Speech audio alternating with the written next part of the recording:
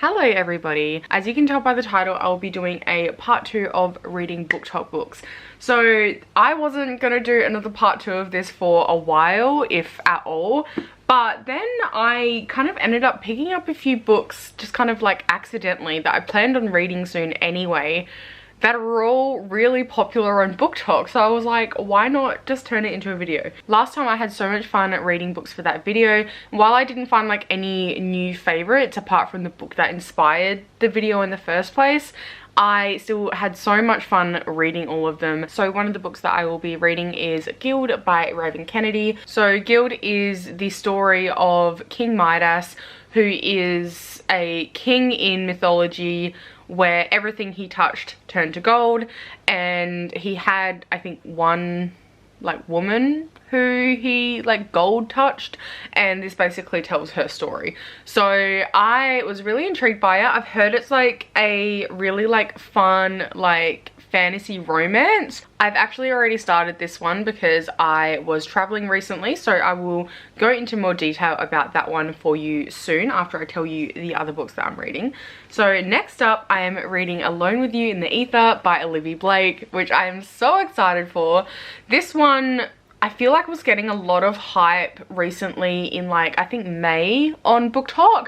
Like it was everywhere. This is the self-published version, but it recently got picked up to be traditionally published, similar to what happened with the Atlas 6 by the same author. And I'm so glad I got this edition as well because it's so pretty, and I've just heard it's absolutely amazing. It's meant to be a romance, but I don't know too much apart from that, but I really love Olivie Blake's writing, so I really wanted to pick this one up for a while anyway. But as soon as I saw that it was being traditionally published, I'm like, I have to pick it up straight away because otherwise I'm going to miss out on this edition. So thankfully I got it in time, so that will be in this video as well, which I'm really hoping I love. And then I am just really intrigued about this one. So I picked up Twisted Love by Huang, and this is, I think, just like a typical like romance, and it's, you know, got like the love interest with a tragic backstory, and he has to look after his best friend's sister who he then falls for. It's like this whole forbidden romance thing from what I can gather. So I've heard this series is really addictive. I've heard mostly good things, but in saying that, I haven't gone out of my way to look up like negative reviews or anything of this. So I'm hoping it's good. So they are the books that I'm hoping to read during this video. Like I said, I've already started Guild. I read the first 200 pages of this because it was some of my only reading material while I was traveling recently, and I didn't even want to read this while I had literally nothing else to do because I was so bored. And I'm really hoping it picks up because like there's been some changes that have just recently happened in the story, so I'm really hoping that progresses to make it a little bit more interesting in the second half. The first half so far in particular is quite messed up, which isn't why I don't like it, but basically the woman in the cage, I can't even remember her name. Why don't I know her name? I've been reading for 200 pages. Oren.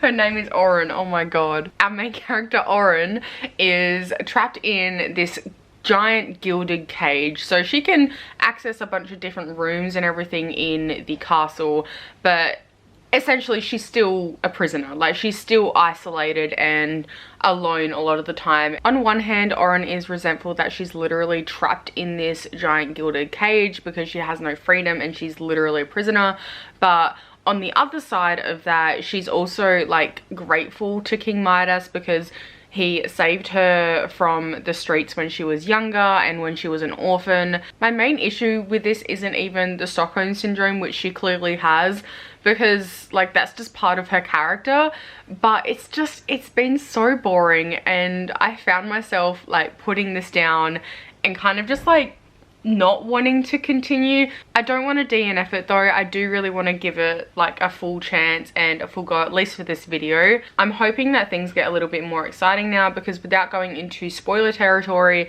she is leaving the castle now, so I'm hoping that leads to some more adventure and excitement going on. So far there hasn't really been any romance.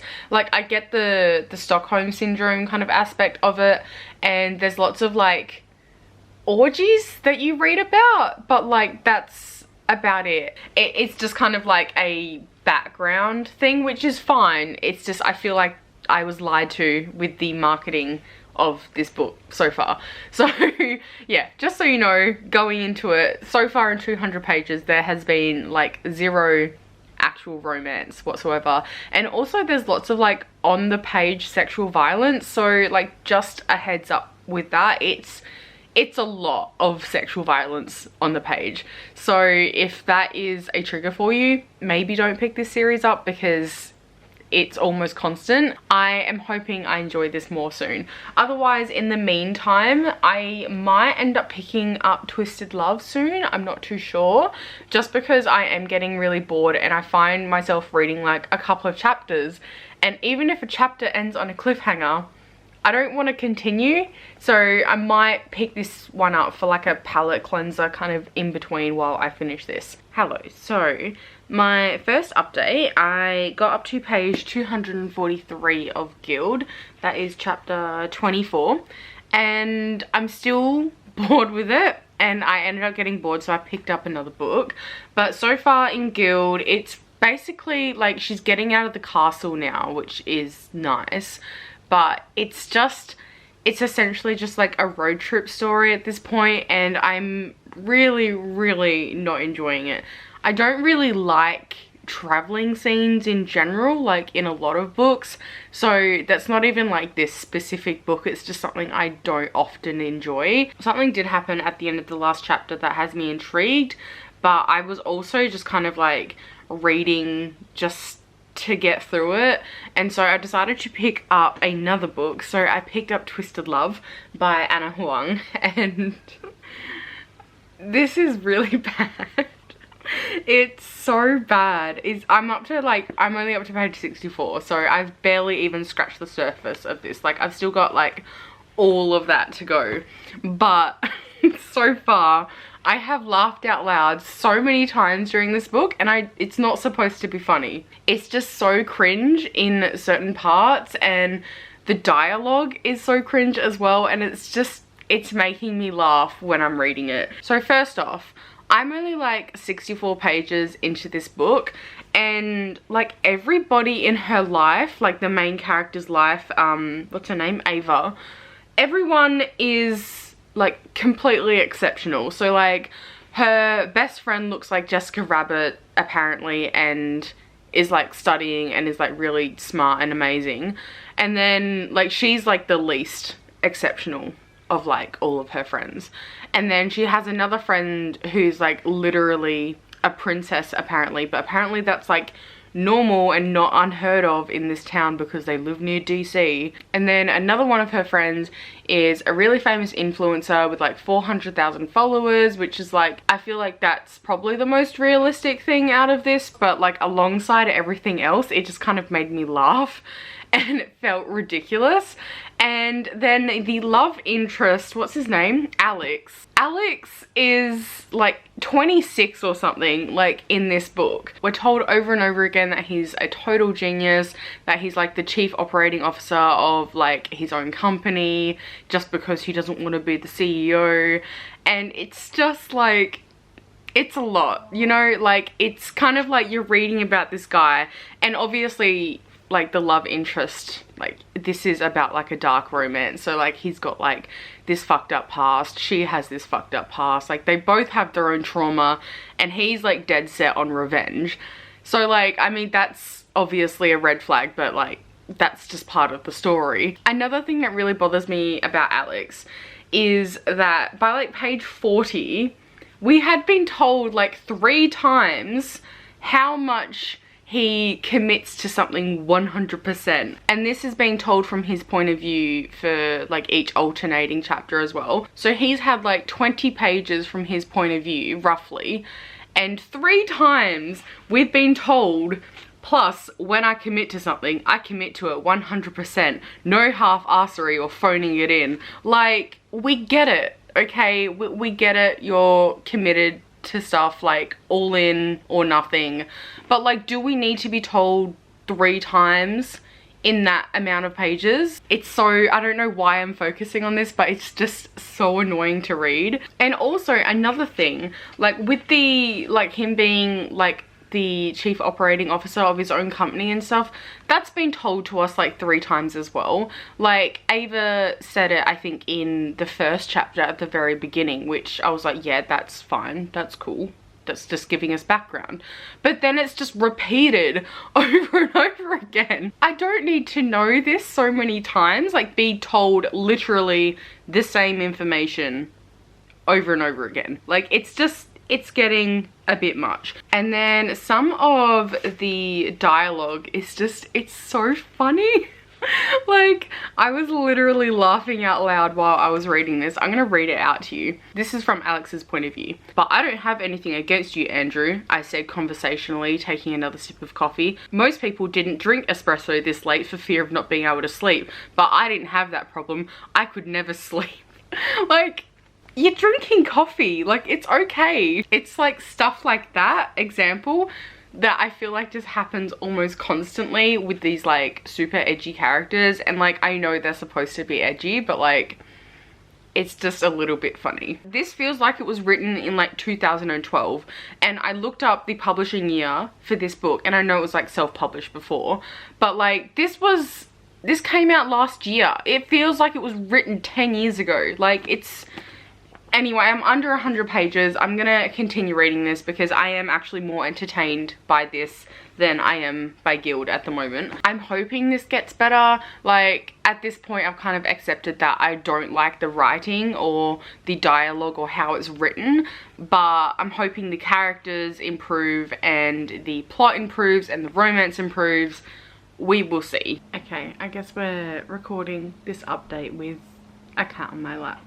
So I ended up finishing Guild by Raven Kennedy last night, and it got better towards the end in like the last maybe 30 pages or so, but that's about it. The rest was pretty boring. The first half was worse than the second half, I will say, just because I feel like the first half, it was a lot of the main character Oren being trapped in the castle. Like, it wasn't anything really happening apart from descriptions of the castle and descriptions of how everything was fucking gold. And then in the second half, obviously when she leaves the castle, more action happens. I was talking with some people in my Insta DMs about this book, and Mayona from Mayona Reads, Mayona from Mayona Reads on BookTube was saying that she thought that this felt like a prequel. Honestly, I could not agree more. This really does feel like it's just setting up for everything else in the series, which, like, for a first book, I don't mind it obviously setting up for the other books in the series because it has to, but there was just so much of this that felt unnecessary or just really boring, and there just wasn't much of a plot overall. Like, I feel like most of the time with a first book in a series, like, you still have a general, like, decent plot and everything for the first book, even if it's leading to a greater overall plot. But with this one, it did really feel like a introductory novel, and it was just really boring as a result. I will say, while there are brief trigger warnings at the beginning of the book, it does say that there's non-consensual sex and stuff like that, but there is so much on-page sexual violence throughout this book. Towards the end of the book, I think in the last like 50, maybe 100 pages, there is a very graphic rape scene, and it goes on for like the entire chapter, maybe even 2 chapters overall, and it was just a lot. So just a heads up going into that, because I mean, it didn't really affect me too negatively. It did make me really uncomfortable to read, but just be aware going into this book that it is very graphic and on the page, and the romance aspect of this book, like, there's no romance in here, like, at all. Like, this was marketed as a, like, you know, like a fantasy romance, and like, where's the romance? There's no fucking romance in here, like, at all. And so I was very disappointed with this. I'm like leaning towards like 1.5, maybe 2 stars, and I might pick up the second book if it gets better. I have heard from some friends that it does get better throughout the series, but at this point I'm not really sure if I want to continue. I guess I'll have a think about it and see. Yeah, I'm not sure about this one. I think the BookTok community did me dirty on this one. After finishing Guild, I decided to pick up Twisted Love again, and this book, it's not supposed to be funny, but it's so funny. Like, it is ridiculously bad on so many levels. Like, the writing is maybe some of the worst I've read ever. Like, it's just terrible. I think I said earlier that it feels like it was written in like 2012, like 2010, and I stand by that, but it was like the bad writing from those years. Like, it's not good at all. I also like briefly switched over to the audiobook for this as well, so I can listen while I'm doing other stuff as well, and the audiobook is so bad. The actor's voice for Alex sounds exactly like Duke Nukem, and it's just so funny because I looked up like a YouTube video and compared that to the actor's voice, and it's like exactly the same. I was on a warpath, and everyone gave me wide berth as I stalked down the hall toward the elevators. Now you see me, now you're dead. I have discovered from reading this book that I really don't like this kind of love interest in romance novels. If you do, that's great. I feel happy for you, but I am not a fan. I find it very cringe. He's like an alpha, like, asshole kind of character, and not like Sarah J Maas, like alpha type characters. I mean, like, just an asshole. And like, it's meant to be a grumpy sunshine trope, but it's not the type of grumpy I like. Like, he's just a dick. There's just nothing appealing about this man apart from the fact that, like, I guess he has money, but like, whatever. There's just so much ridiculous writing in this book. So another quote says, "I stepped back and tripped over nothing, because of course I did. He reached out to steady me and my heart jumped. It wasn't a big cheerleading competition worthy jump. It was just a tiny skip really, but it was enough to fluster me further." The description over like her heart like beating, like, we don't need it. It's so unnecessary, and it just makes me laugh. I'm up to page 138, by the way. It's just so bad, and I'm wondering when it gets good, because I have seen so many rave reviews about this, like all over BookTok, all over Goodreads, and I don't get it. Like, I'm really sorry, I just don't get it. It's so ridiculous. What were you saying? Not the tiny hand, not the tiny big thing. I could so easily crush you. Oh yes. Oh yeah. Okay, so there's so many instances in here where he's just like holding her or like next to her or something, and he's like, oh my god, I could so easily like crush her right now, and she would think the same thing, like, oh, he could just beat me to a pulp. And it's like, what am I listening to? Like, what am I reading? It's, yeah, not for me so far, but I'm gonna continue on. I think I am going to pick up Alone With You in the Ether pretty soon. I do kind of want to wait until I have a few days off in a row, because I've got leave later on this week for my birthday coming up.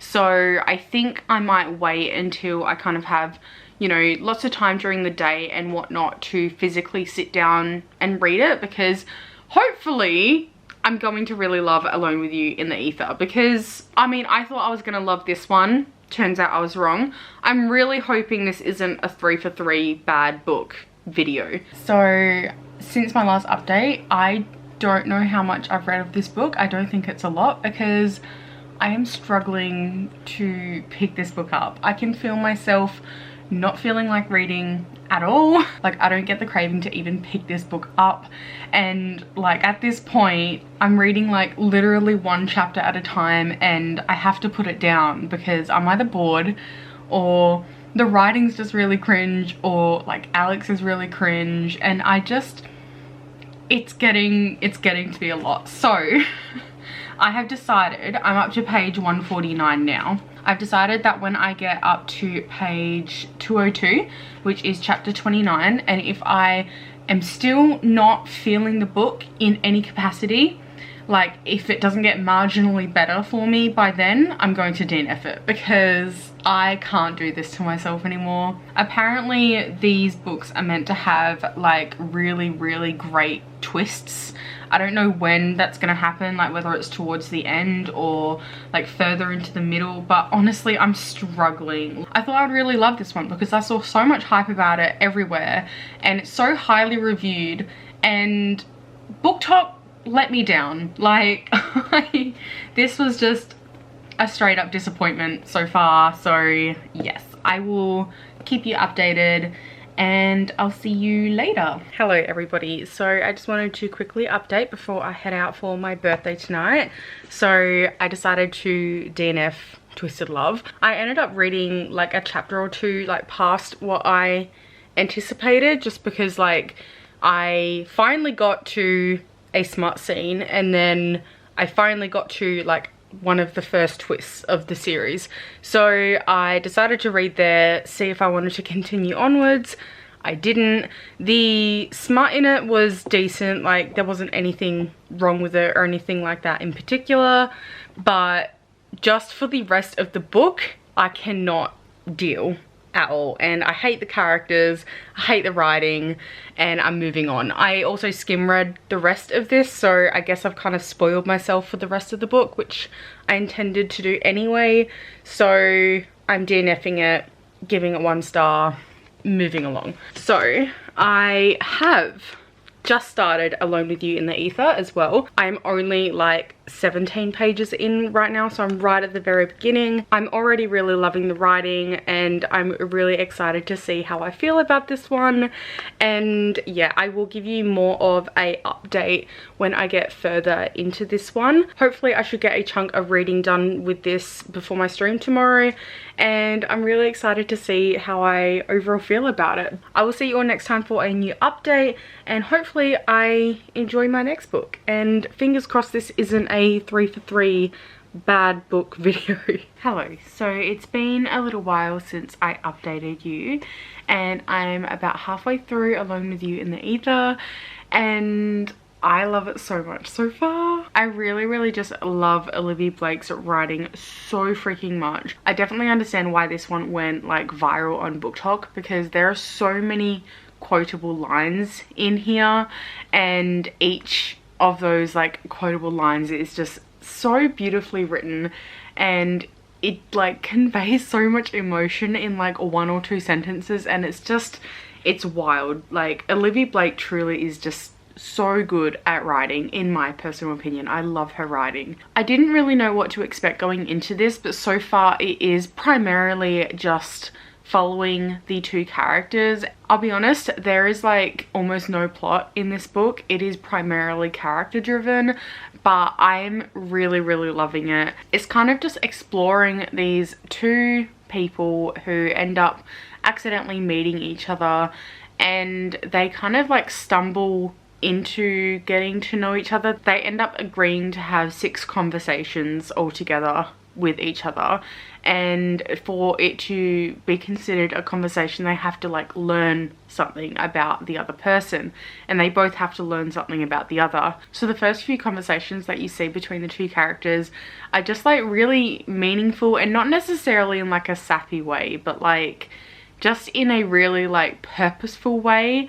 And because it's dual narrative as well, you get to see each of their perspective and like what they think about themselves, as well as what they think about the other person, and how they interpreted the conversation and how they interpret the other person. And it really does feel personal. This one is diving a little bit into mental health as well. I don't know what specific mental illness it's diving into apart from maybe depression, but I am really enjoying the conversation so far. Yeah, I'm really loving it. I think I'm gonna end up finishing this one tonight because one, I really want to. Also, I just can't put this book down. Like, once I got past like the first 30 or so pages, I could not put this down. I did not want to do anything except for read this book. It is so compelling. I think I felt the same way about the Atlas 6 as I did with this, because while I really loved it from the very beginning, it took, you know, like a little bit to get full on addicted, but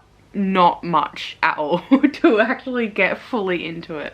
But I'm really loving this so far. I'm so glad that I actually have a book that I'm really enjoying in this vlog so far, because otherwise I would have been very sad if I wasn't enjoying this one as well. But yeah, so far it's feeling like a 5-star read. I am scared about what is going to happen between the two characters. I don't think it's going to be anything particularly devastating, like, you know, like I don't think one of them is going to like die or anything like that, but like I don't have a good feeling about this. I feel like it's going to break my heart, but I need to keep reading. I'll probably update you tomorrow and finish this vlog and let you know all of my final thoughts. I finished Alone With You in the Ether. I love this so much. I could not put it down once I got into it. I couldn't stop thinking about it. I just love Olivie Blake's writing so much.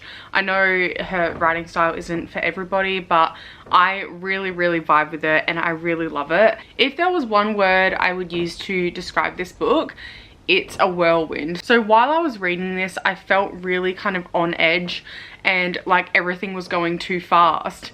But that was intentional, and you know it's intentional because it is essentially a whirlwind romance at first, and it feels so like impactful. I think it feels so fast because you really start to see the stark contrast from the before and after the couple get together, which I don't mind because I think the way that the author did it was in a really well done way. We bounce back and forth between like telling the story from the past tense to the present tense, and it doesn't like tell you when it's like past and present tense, but it's very obvious, and I think it really worked for this story. And I think it's kind of something that Olivie Blake does a lot, but I really enjoyed it and how she crafted everything and put everything all together. And I love both the characters. They are both so flawed, but they felt so real, and there were like some passages that I'm like, I shouldn't be relating to this is really fucked up, but like it was so good. I thoroughly enjoyed it. 5 out of 5 stars. I am so glad that this vlog ended on a good note, because like these two books were not it, obviously. This one, DNF, 1 star. This one, I think I gave like a 3 stars, so this didn't disappoint me, and I'm so happy. So altogether I read these 3. Obviously it was a little bit of a up and down, but I always have fun making these videos, and yeah, I hope you enjoyed it. If you have any recommendations for me regarding this topic, even if you have other books that you'd like me to read in other videos or themed reading vlogs, please let me know down below. I'll leave all of my socials down below, and I also stream on Twitch, so at twitch.tv/tkitty with 2 Y's. I stream reading sprints and games. I hope you have a fantastic day or night and look after yourself, and thank you so much for watching, and I'll see you later. Bye.